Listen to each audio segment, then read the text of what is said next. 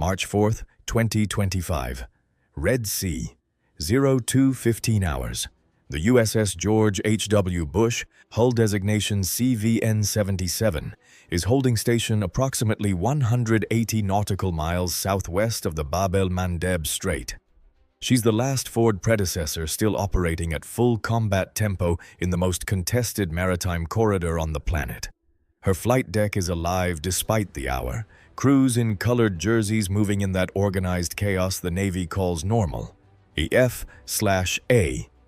18E Super Hornets cycling through the catapults at intervals that would terrify a civilian watching from the island. The ship displaces 104,000 tons.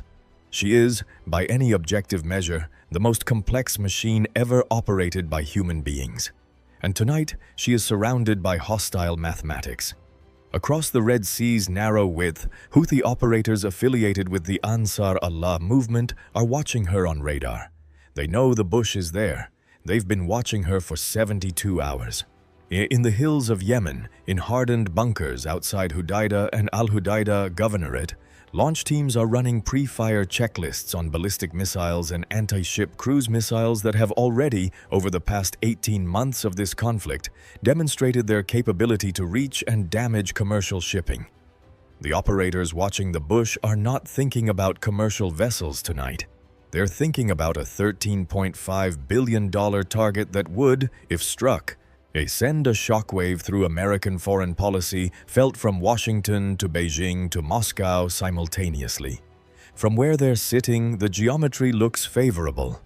The Bush is operating in a confined sea. She cannot maneuver like she would in the open Pacific. The Red Sea is roughly 220 miles wide at its broadest point, and less than 100 miles wide where she's currently operating. That's not a battle space, that's a shooting gallery. To the Houthi analysts who've studied American naval doctrine, this looks like the moment. This looks like checkmate. They're making a catastrophic miscalculation. Today on Navy Dissected, we decode the hidden logic behind why CVN-77 in the Red Sea isn't a vulnerability.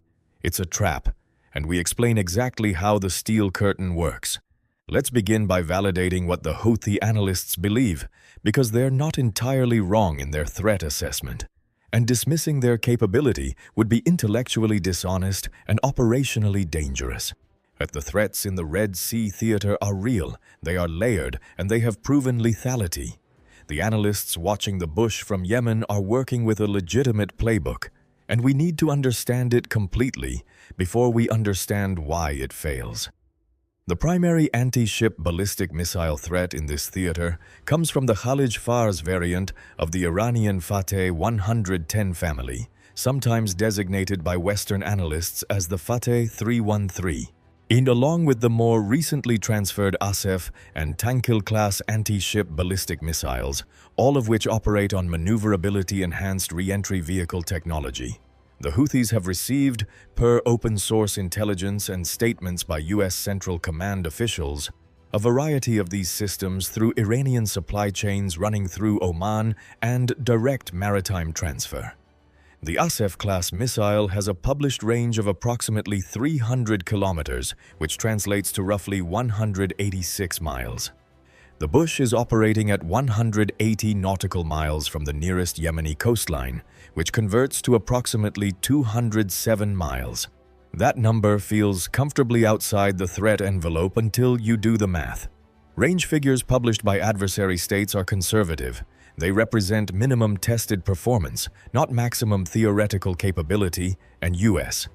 Naval War College analysts have repeatedly noted that Iranian ballistic missile variants in Houthi possession likely exceed published specifications by 15 to 20%. Apply that correction factor, and the effective maximum range extends to between 213 and 223 miles. The Bush's position at 207 miles is inside that corrected threat envelope. Not comfortably outside, inside. But ballistic missiles are only the top layer. Yes, the threat that has actually damaged shipping is the anti-ship cruise missile, specifically the Quds 3 and its newer Quds 5 designation. a subsonic sea-skimming weapon with a published range of 1,000 kilometers, roughly 621 miles, that flies at extremely low altitude to defeat over-the-horizon radar coverage. These weapons are not theoretical. Between October 2023 and the time of this operation, Houthi forces fired over 400 ballistic missiles and cruise missiles at shipping and U.S. naval assets in this corridor. Several of those missiles penetrated defensive screens. The MV Tutor was struck and sunk. The MV Rubimar was hit and ultimately foundered. The USS Laboon, a guided missile destroyer, fired hundreds of interceptor rounds in defensive operations. The USS Carney intercepted multiple threats in a single night. These are not paper threats. These are documented intercepts and documented hits. Both the Houthi operators watching the bush tonight have confirmed kill data on commercial vessels. They have every reason to believe their targeting and timing is improving. The threat picture gets more complicated when you introduce the combined arms dimension. Houthi doctrine, directly inherited from Iranian Revolutionary Guard Corps doctrine, emphasizes salvo tactics. They don't fire one missile, they fire multiple missiles of different types, different altitudes, different approach geometries. Simultaneously, a ballistic missile descending at near vertical angle from above, a cruise missile coming in at wave-top height from the north, a one-way attack drone, what the U.S. military officially designates as a UAST or unmanned aerial system threat, approaching from a different bearing at 50 feet altitude, 3 different engagement geometries, 3 different radar cross-sections, 3 different flight profiles, 3 different altitude layers. The defensive system has to defeat all 3 simultaneously or the carrier takes a hit. On paper, and the Houthi analysts know this, coordinated saturation attacks are the documented method for defeating layered missile defense. The USS Stark in 1987 took 2 exocets. The ENS Hanit in 2006 took a C-802. Both were modern warships with active defensive systems. Both were hit. This is not a theoretical vulnerability. This is a historical pattern. The threat is real. The mathematics appear to favor the attacker. Now, let's talk about why they don't. Before a single Houthi launch team receives authorization to fire, before the first missile key is turned in any bunker in the Yemeni highlands, an invisible war has already been fought and, for the most part, already been won. And it begins not on the surface of the Red Sea, but in the electromagnetic spectrum, a dimension of warfare that has no visible battlefield, no dramatic footage, and almost no public understanding, which is precisely why it is so devastatingly effective. Operating at altitude above the strike group, cycling in shifts throughout the entire operational period, are EA-18G Growler aircraft from the Carrier Air Wing. The Growler is the modern evolution of the EA-6B Prowler, but describing it as an upgrade understates the transformation. The EA-6B was an analog jamming platform. The EA-18G Growler, paired with the ALQ-249 Next-Generation Jammer Midband, abbreviated NGJ-MB on subsequent reference, is something categorically different. The NGJ-MB uses gallium nitride semiconductor architecture, which operates on physics that simply didn't exist in deployable military hardware until the last decade. Here is the principle that matters. Older jamming systems broadcast noise. They were loud in the electromagnetic spectrum, blunt instruments that announced their presence while disrupting enemy radar. It was the electronic equivalent of screaming to prevent someone from hearing a whispered conversation. Effective occasionally, easily located, easily countered by frequency-hopping radar systems. The NGJ-MB doesn't broadcast noise. It broadcasts deception.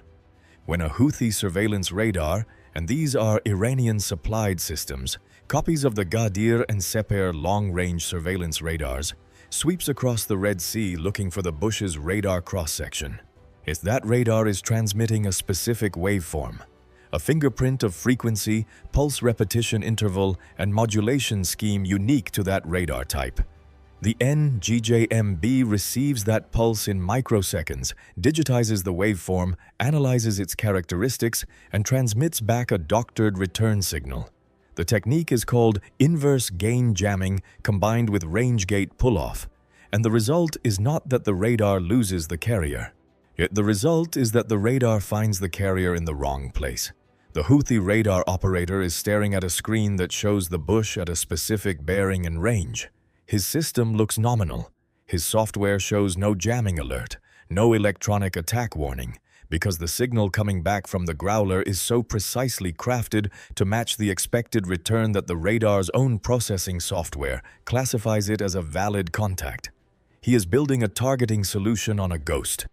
The fire control computer is calculating missile trajectory for a point in the Red Sea where the bush is not. And while that is happening, the actual CVN-77 has potentially altered course, changed speed, and is now in a position the operator's data simply does not reflect. He doesn't know this. His screen is green. His confidence is high. His targeting solution is fiction. This isn't jamming, this is electronic ventriloquism. We don't broadcast noise, but we rewrite the enemy's perception of reality. But the Growler's mission extends beyond passive deception. The NGJMB is also capable of active suppression of enemy air defenses, what the doctrine calls SEAD, suppression of enemy air defenses. Houthi surface-to-air missile systems, particularly the Iranian-supplied Bavar 373 batteries and the older SA-6. Gainful equivalents they operate require radar guidance to engage aircraft. The NGJMB can target those radar emissions.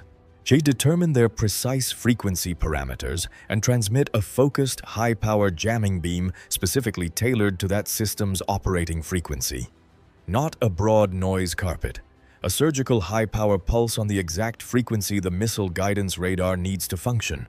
The radar either shuts down in self-protection mode or its operators receive false lock indications that lead to wild shots. Either way, the airspace above the strike group becomes dramatically safer for the aircraft operating within it, and the intelligence value of forcing an enemy radar to either go quiet or operate degraded is enormous.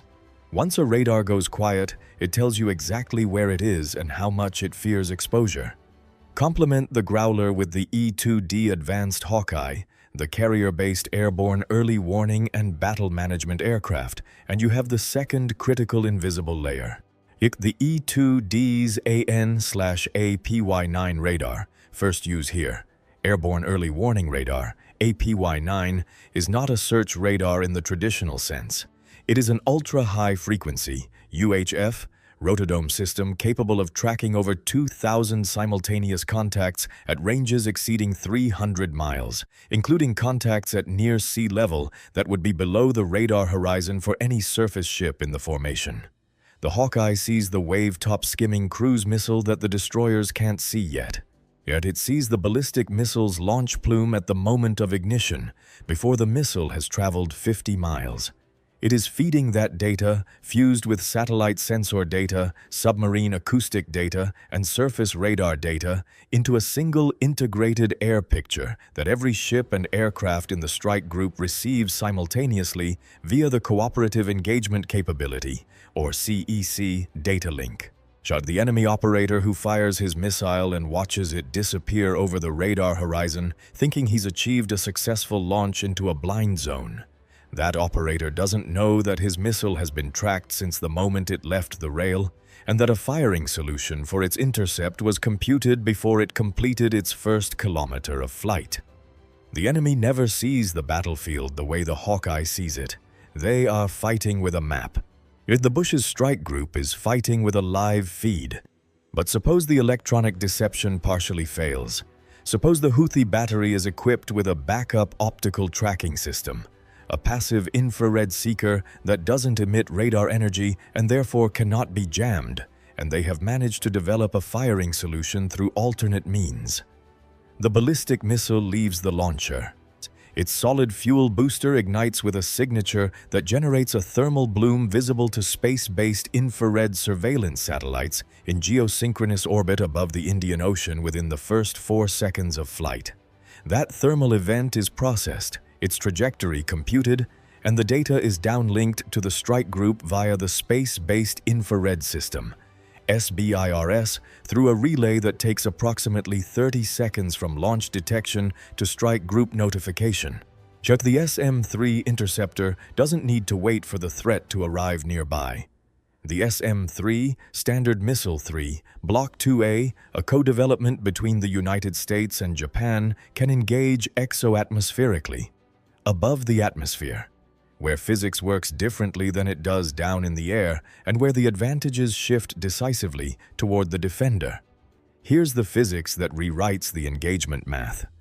The Houthi ballistic missile, following a modified depressed trajectory, they've studied American terminal defense systems and know that a higher arc means more exposure time to interceptors, is flying a lower, faster trajectory to reduce intercept time. It's traveling at Mach 8 to Mach 10 in terminal phase. The physics of that speed are working against it. At Mach 10, the missile's airframe is absorbing enormous aerodynamic heating, limiting the effectiveness of its onboard guidance system's seeker head. But in the exo-atmospheric intercept zone, above 100,000 feet, there is no atmosphere, no aerodynamic heating on the interceptor, no drag. And the SM-3.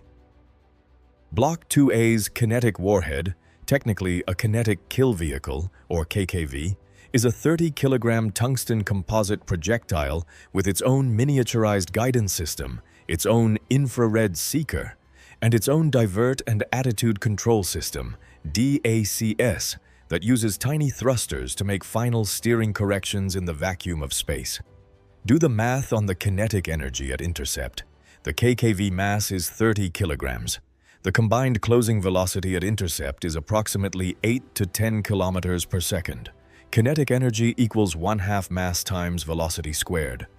Plug in the numbers. 0.5 times 30 kilograms times 10,000 meters per second squared equals 1.5 billion joules of energy delivered at the point of contact. 1.5 billion joules. The Hiroshima bomb released approximately 63 billion joules over its entire detonation radius. The SM-3 KKV delivers 1.5 billion joules to a contact point roughly the diameter of a basketball. The missile doesn't just break apart. The warhead's fissile material, any sub-munitions, the entire guidance package, it undergoes instantaneous phase change at the contact point. Solid metal transitions directly to plasma at temperatures exceeding 15,000 degrees Fahrenheit. The debris field is rendered into fragments too small and too dispersed to constitute a kill zone for the carrier below. This isn't a missile defense system. This is physics weaponized. We don't shoot down threats, we erase them from the equation. Now, suppose the salvo tactic works as designed and a second threat has been fired simultaneously. The Wave-Top Cruise Missile IL, the Quds-5 variant, coming in from the north at 50 feet altitude and subsonic speed. The SM-3 is not designed for this engagement. This is where the second layer of the inner defense operates, and it begins with the Arleigh Burke-class destroyers and Ticonderoga-class cruisers in the strike group's screen formation. Their AN/SPY-6V1, Air and Missile Defense Radar, AMDR, on subsequent reference, is the most capable shipborne air search radar the United States has ever deployed. It is 30 times more sensitive than the SPY-1D it replaces on some platforms. Meaning it can detect a radar cross-section the size of a golf ball at ranges that would have been science fiction 20 years ago. The Quds-5 cruise missile has been designed with some radar-absorbent material and a sea-skimming profile to minimize its radar cross-section. Against a 1990s-era ship radar, this works reasonably well. Against the AMDR, it does not. The golf ball-sized return is acquired at over 40 miles. Immediately integrated into the CEC picture shared across the entire formation, and a firing solution is computed and queued before the missile has closed half that distance. The SM-6 Standard Missile 6, the extended-range active homing interceptor, is the weapon for this engagement. Unlike older standard missiles that required continuous shipboard radar illumination of the target, meaning the ship had to keep its radar pointed at the threat throughout the engagement. A limiting simultaneous intercept capacity, the SM-6 uses its own active radar seeker in terminal phase. The ship provides initial targeting data, launches the missile, and then immediately recues its radar to the next threat. One ship can simultaneously guide multiple SM-6s against multiple threats because the missiles guide themselves in the final phase. Do the math on the capacity question. A single Ticonderoga-class cruiser carries 122 vertical launch cells. A proportion of those are loaded with SM-6 interceptors. An Arleigh Burke-class destroyer carries 90 to 96 vertical launch cells in the Flight 2A and Flight 3 configurations. A strike group typically operates with one cruiser and at least 3 to 4 destroyers in the inner screen. That is, conservatively, 450 to 500 vertical launch cells distributed around the carrier, a significant fraction of which are loaded with interceptors. Yet the Houthis have demonstrated the ability to fire 4 to 6 missiles simultaneously in coordinated salvos. The strike group's interceptor capacity outnumbers the threat inventory by a ratio that makes saturation, the theoretical Achilles heel of missile defense, operationally implausible given Houthi actual inventory constraints. Then comes the innermost kinetic layer, the system that handles any threat that has somehow survived everything above it. The Phalanx Close-In Weapon System, CIWS. It is a 20mm M61A 1 Vulcan Gatling cannon mounted on a self-contained radar and fire-control pedestal that operates in fully autonomous mode. It requires no human decision. Its radar detects, classifies, and engages simultaneously. It fires at a rate of 4,500 rounds per minute, which means a 1-second burst delivers 75 rounds in a pattern optimized to defeat maneuvering targets in the terminal phase. But the real evolution in inner layer defense has come through directed energy. The Navy's AN/SEQ-3 Laser Weapon System, LAWS, and its successor programs have demonstrated the ability to defeat small UAS threats, fast inshore attack craft, and certain categories of subsonic drone threats at engagement costs measured not in hundreds of thousands of dollars per intercept, but in dollars per shot, the cost of the electricity to power the engagement. Yet a Houthi one-way attack drone that costs $20,000 to build and deploy is being intercepted by a laser pulse costing less than $1 to generate. This isn't a cost comparison. This is an economic asymmetry so extreme it fundamentally changes the calculus of attrition warfare. You cannot bankrupt a laser. You cannot exhaust a power plant. This is the innermost ring of the steel curtain, and it does not run out of ammunition. Well, here is where the technical architecture intersects with the question that every taxpayer and every family member of every sailor should be asking. Why is a $13.5 billion ship and approximately 5,500 human beings positioned in the Red Sea at all? The answer is not geopolitical abstraction. The answer is mathematics applied to biology, and it is the most important calculation in the entire operational concept. The Bab el-Mandeb Strait, the Gate of Grief. It, as its Arabic name translates, is the southern choke point of the Red Sea. Approximately 12% of global trade transits this strait annually. Liquefied natural gas shipments from Qatar, container vessels from Asia bound for European markets, grain shipments to Horn of Africa nations that have no alternative supply route. When the Houthis began their campaign of interdiction in late 2023, insurance rates for transiting this corridor increased by a factor of 10 in under 60 days. Major shipping lines rerouted around the Cape of Good Hope, adding 14 to 21 days of transit time per voyage. The economic cost to global trade has been measured in tens of billions of dollars. The bush is in the Red Sea because a decision was made at the highest levels that the cost of absence, economic, strategic, and human, exceeds the risk of presence. That decision requires the ship to be close enough to be effective. Effective means within striking range of targets. Striking range means inside the threat envelope. The question then becomes not whether to accept risk, but how to manage it. Now apply the biological mathematics. A United States Marine, a Special Operations soldier, a CIA field officer working with resistance networks in the region, any of these personnel operating ashore in support of broader regional objectives, is one medical emergency away from a decision point that the carrier's position determines with absolute finality. The golden hour is not a guideline. It is a physiological reality defined by the human cardiovascular system's response to hemorrhagic shock. A penetrating abdominal wound with injury to the superior mesenteric artery produces blood loss at a rate that begins irreversible organ damage within 45 to 60 minutes absent surgical intervention. Not 65 minutes, not 70 minutes. The window closes at 60 minutes. And survival rates drop from above 92% with timely intervention to below 38% without it.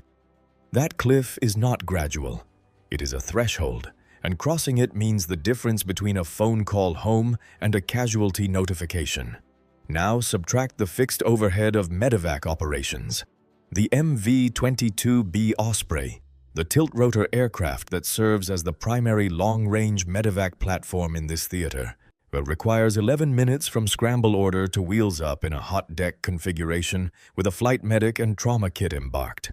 The offshore receiving team at the carrier's medical facility, which includes a fully equipped surgical suite staffed around the clock during combat operations, requires 8 minutes to prepare the operating room for an incoming trauma case.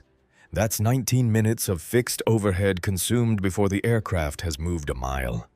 You have 41 minutes of flight time remaining before the golden hour expires. The MV-22B cruises at 240 knots, which is 4 nautical miles per minute. 41 minutes at 4 miles per minute yields a maximum operational radius of 164 nautical miles. Add combat margin, evasive routing to avoid anti-aircraft threats, weather deviation, landing zone uncertainty, and the safe planning number is not 164 miles. The safe planning number is closer to 150 nautical miles. The Bush's current operating position is calibrated against this number, among others, ensuring the medevac radius covers the geographic footprint of ground operations being supported. A 19-year-old from Ohio, a hospital corpsman third class who enlisted 2 years ago and is now part of the carrier's trauma team, doesn't think about geopolitics. He thinks about the next patient. He's rehearsed the trauma protocol 200 times in simulation and twice in actual combat conditions. His hands move on autopilot. His kit is staged. His timing is precise. The fact that he is within the operational radius, that the Bush is exactly where she needs to be, not 10 miles further away, not 10 miles closer, is the reason that when the Osprey lands on the flight deck with the wounded Marine strapped to a litter, this corpsman has enough time to do his job. Not almost enough time. Exactly enough time. That's why CVN-77 is at her current position. Not 10 miles further out. Not 10 miles closer in. The geometry of the golden hour is what put her there. Now step back from the individual systems. Step back from the individual interceptors, the individual radars, the individual sailors. Pull the lens wide until you can see the entire architecture simultaneously, because that's when the true nature of the steel curtain becomes comprehensible. What the Houthi analysts see when they look at their radar screens is one ship, a large contact in the southern Red Sea. What actually exists is an integrated weapon system of extraordinary complexity, and the CVN-77 is not the weapon. She is the reason the weapon exists. The visible layer is the carrier air wing. The Bush's carrier air wing, 7 CVW-7, operating with F/A-18E/F, Super Hornets from VFA 131 and VFA 136, EA-18G Growlers from VAQ 140, and E-2D Hawkeyes from VAW 121 represents the offensive and electromagnetic spine of the entire formation. Those aircraft don't just strike targets. They define the information environment that every other asset in the strike group operates within. Every radar track, every electronic emission intercept, Every data-linked threat picture originates with or is refined by the air wing's sensors. 75 aircraft, each one a node in the network, each one contributing sensor data and receiving targeting data simultaneously. This is not an air wing. This is a flying sensor grid. The inner screen of Arleigh Burke-class destroyers, specifically the USS Jason Dunham, DDG-109, and USS Bulkley, DDG-84, and their partnerships in the current formation, provides the medium-layer defensive engagement capability. Their SPY-6 or SPY-1D radars, depending on variant, are running continuous air searches. Their vertical launch systems are loaded with a mix of SM-6, SM-3 Blockwing B, and evolved Sea Sparrow missiles, ESSM, for close-range engagements. Their Phalanx C IWS mounts are in automatic mode during threat periods, requiring no human decision to engage. They are also the anti-submarine warfare, ASW, screen, dropping sonobuoys, running their hull-mounted and towed array sonars, because the undersea threat in this theater, while lower than in the Pacific, is non-zero given Iranian submarine activity in the Arabian Sea and the theoretical risk of weapons transfer. Do the math on the layered intercept probability. If the Growler's electronic deception has an 85% probability of defeating the initial targeting solution, and the SM-3 exoatmospheric intercept has a 75% single-shot kill probability against a surviving ballistic missile, and the SM-6 has a 70% single-shot kill probability against a surviving cruise missile, and CIWS and directed energy handle anything that reaches the inner zone at 95% effectiveness. The compound probability of a threat penetrating all 4 layers and reaching the carrier is calculated in fractions of percentages, not in comfortable round numbers that an adversary can plan around. The math compounds against the attacker at every layer. Below the surface, operating in complete emissions control, is the attack submarine component of the strike group. In the Virginia-class fast attack submarine assigned to the strike group, and I won't specify which hull for operational security reasons, though open-source shipping records and AIS data have, in previous Red Sea operations, confirmed Virginia-class presence, operates as both the long-range strike asset and the undersea intelligence collection platform. Her AN/BQ-10 sonar suite is listening to every acoustic signature in the operating area. Her Virginia Payload Module, VPM, tubes are loaded with Tomahawk Block 5 land. Attack cruise missiles, TLAM, with GPS coordinates pre-programmed for Houthi launch sites, radar installations, and C2 nodes. The submarine doesn't need to receive a strike order and then spend hours preparing. The targeting is already done. The guidance is already uploaded. The decision, when it comes, takes minutes to execute, not hours. And from the Houthi perspective, the submarine doesn't exist. There is no radar return. There is no radio emission. There is no acoustic signature above background noise. The strike that arrives from below the sea comes with zero warning and zero attribution in the immediate term. The launcher crew in the Yemeni highlands hears an explosion that kills their radar array, and they don't know if it came from a submarine off the coast, an aircraft they never detected, or a surface ship's Tomahawk from 400 miles away. That uncertainty is itself a form of deterrence. When you can't locate the weapon that will kill you, you cannot develop tactics to avoid it. The full system fused through the CEC data link and the Link 16 and multifunction.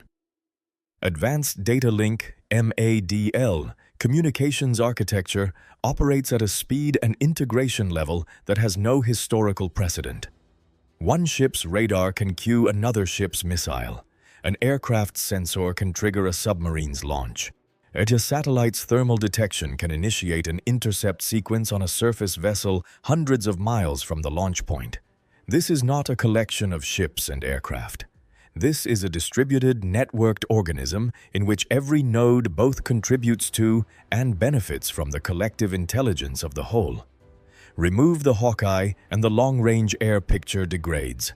Remove the growler, and the electromagnetic deception layer collapses. Remove the submarine, and the deep strike deterrent disappears.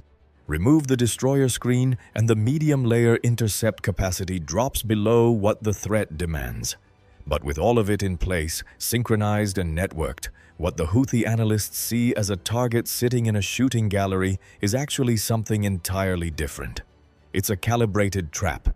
It's a system that has pre-computed responses to every threat scenario they are capable of generating, and has the interceptor inventory and the engagement authority to execute those responses before the human operators on the threatening side have completed their own decision cycle. This isn't a defensive posture. This is a checkmate board that only looks like a vulnerable position until the moment the enemy commits a piece.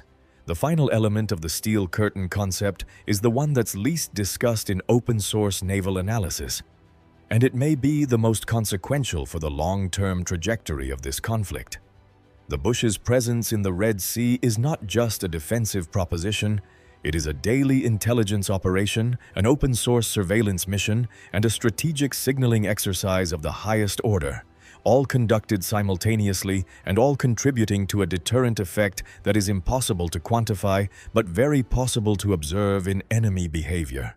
Every hour the CVN-77 holds station in the Red Sea. Her sensor suite is collecting. The growlers are cataloging Houthi radar emissions, frequencies, pulse repetition intervals, power levels, building a library that improves the electronic deception algorithms in real time. Every time a Houthi radar illuminates to take a measurement, it is giving the strike group more data about its own capabilities.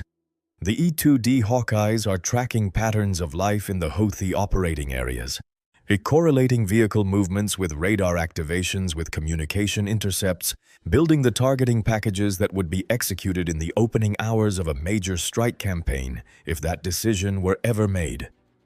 The P-8A Poseidon maritime patrol aircraft, operating from shore bases at the periphery of the theater, are running coordinated missions with the carrier's own sensors to build a comprehensive undersea picture.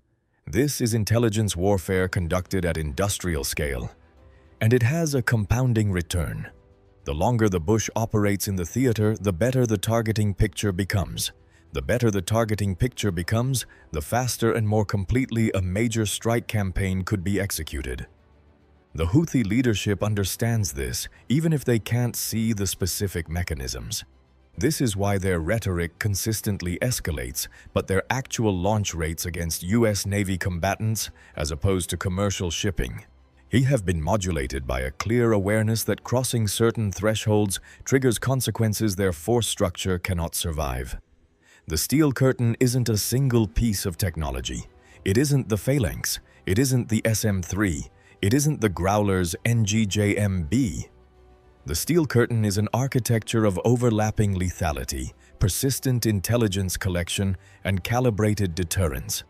Woven together by the CEC data link and sustained by the 5,500 human beings aboard CVN-77 who maintain it 24 hours a day, 7 days a week, in one of the most hostile maritime environments on the planet. Those sailors are not background characters in a hardware story. They are the system. The 19-year-old corpsman from Ohio who stages his trauma kit before every Osprey launch is part of the steel curtain. Here, the Growler pilot who has flown 6 hours of racetrack patterns at 30,000 feet and is now flying his 7th because the crew rotation got compressed is part of the steel curtain. The sonar technician on the submarine who has been listening to the same acoustic baseline for 11 days and knows every fishing boat and every thermal layer in his assigned patrol area is part of the steel curtain. The SM-3 firing solution that was computed and pre-authorized before the watch officer went to dinner is part of the steel curtain. The Houthi analysts watching their radar screens tonight are seeing one large contact in the southern Red Sea.